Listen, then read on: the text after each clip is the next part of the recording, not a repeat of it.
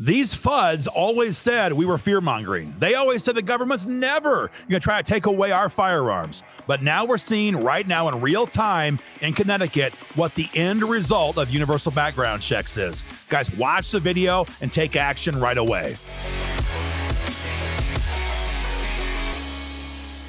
Guys, Aaron Dorr here with an update for gun owners on H.R. 715. This is Joe Biden's National Gun Owner Registry. He calls it universal background checks.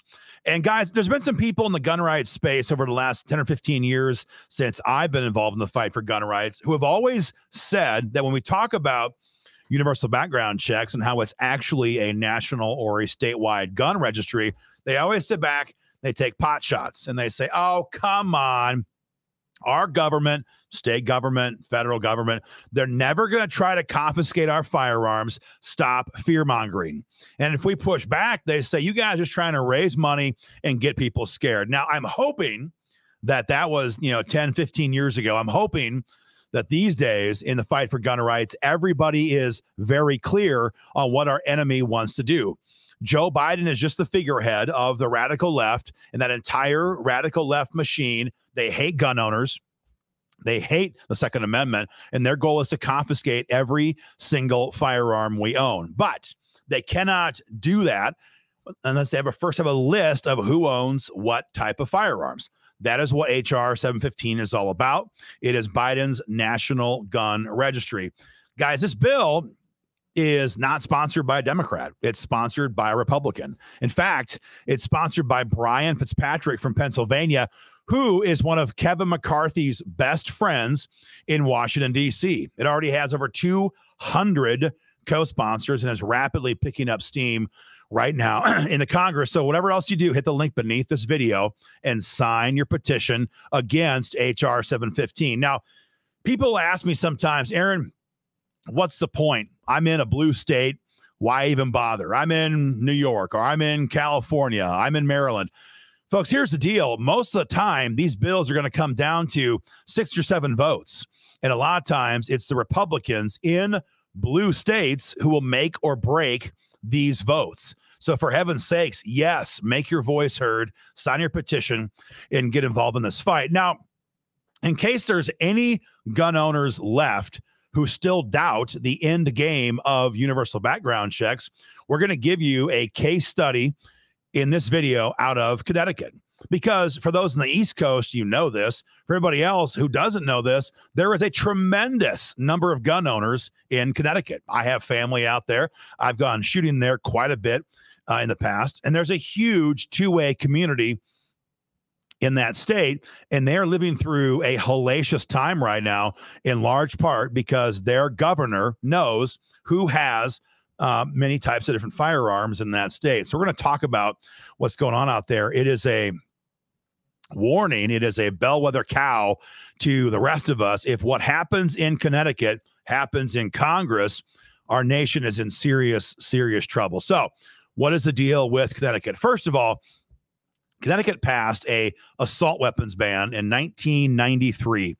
It was the third in America to do so. And that bill back then, I wasn't involved. I was in grade school back then.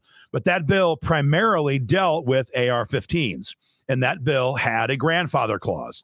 Many times, here's one of the little rabbit trail takeaways. Almost every time we see tyranny brought upon us in the form of gun control, it comes with a carrot. And the carrot is usually a grandfather clause. Connecticut had this in 1993. So, yes, we're going to ban the sale of future AR assault weapons, namely AR-15s. But if you have one right now, you can keep it if you get it registered with the state, so we know who has what firearms. That was their first law in 93.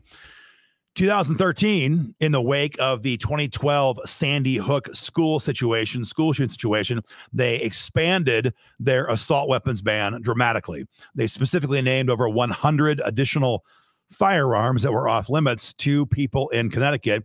But again, as was the case in 93, there was a grandfather clause. And in fact, Connecticut, up until this year, allowed you to transfer those assault weapons to other people in the state who also had a special permit from the government to possess a assault weapon. I'm going to keep air quoting. If I forget one time, you have to give me some slack.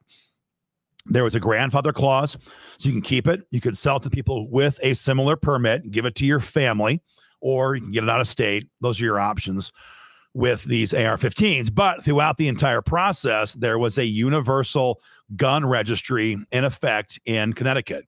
And the government, over time, built up a massive list of every gun owner, almost every gun owner in the state.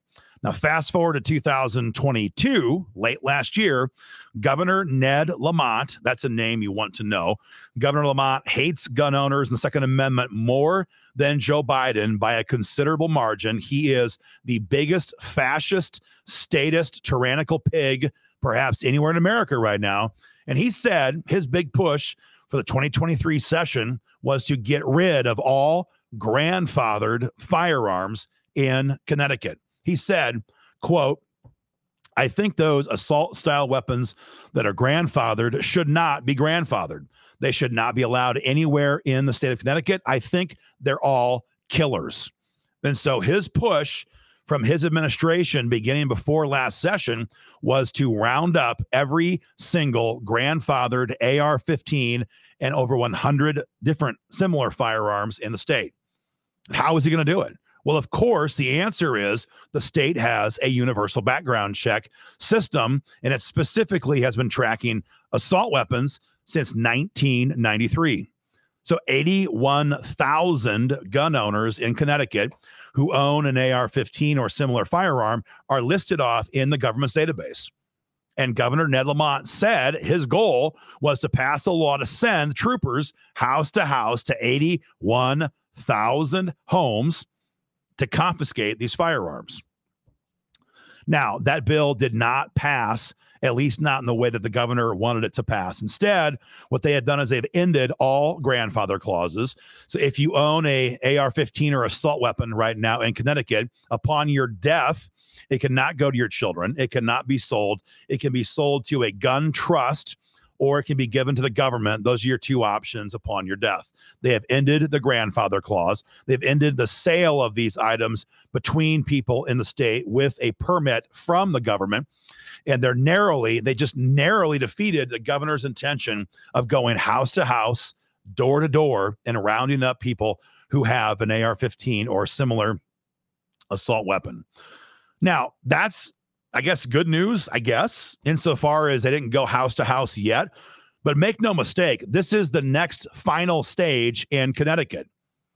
And the first time somebody in Connecticut has one of those grandfathered AR-15s stolen from them or used without their consent in some criminal action, God forbid a mass shooting, you can bet your bottom dollar that the next session, or they'll call an emergency session, and the governor will get his bill passed to round up all grandfathered AR-15s in Connecticut, and they're going to be able to do it because they have universal background checks.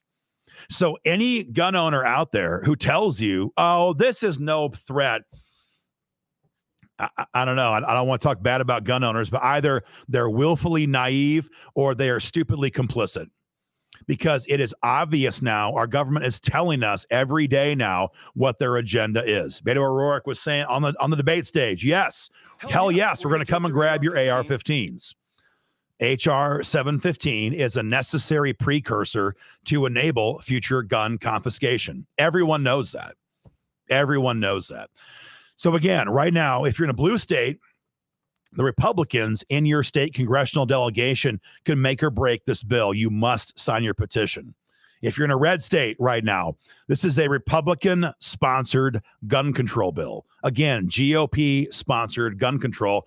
And Brian Fitzpatrick, the sponsor, is going around working the entire conference, trying to flake off 2 or 3 Republican rhinos to support it.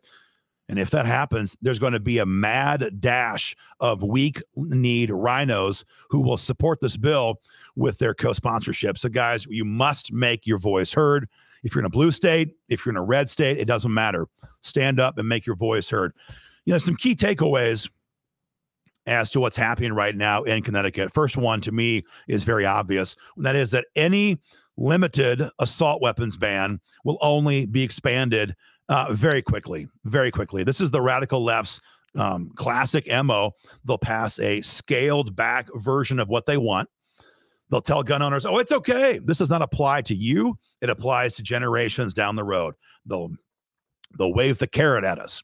Any limited scope assault weapons ban, by definition, is designed to be expanded. We cannot accept any version of that. Number two, the same thing is true when it comes to universal background checks. This is a state or national gun registry. We all know this, and it's designed to be expanded. So the carrot they offer right now is, oh, it's okay. If you want to sell a gun or give a gun to your kids or grandkids, that's okay. We're not trying to register your grandpa's shotgun. That's what they say now. But again, the first time one of those grandfathered firearms is used in a crime, they will take away the familial exception and they will register every single firearm and have the list they're looking for. The third takeaway to me, I think, is pretty obvious as well, and that is to buy privately owned firearms. I get it. You can't get what you want off the rack. It's not as easy as shopping online. But if you want to keep the government from knowing what firearms you have, you cannot buy them from dealers. Now, I want to be clear, not giving legal advice. Certain states have certain requirements, how many guns you can buy in a certain amount of time before you're a trafficker, one gun a month. There's various regulations. I'm not saying break the law. I'm simply saying where possible, we must buy privately. There's no other way to keep the government from knowing what guns you have. If you buy it from a dealer, you can rest assured that somehow or other that transaction and your name will wind up in a federal database, period. If you want to avoid that, buy and sell privately. And again, finally, hit the link below or above and sign your petition and get involved in this fight. We have too many Republicans who are selling us out in DC, and frankly, too many gun owners who are sitting back trusting blindly in our GOP-controlled House right now in DC. Guys, we cannot do that. Join the fight. Hit the link. We'll keep you guys informed. Take care.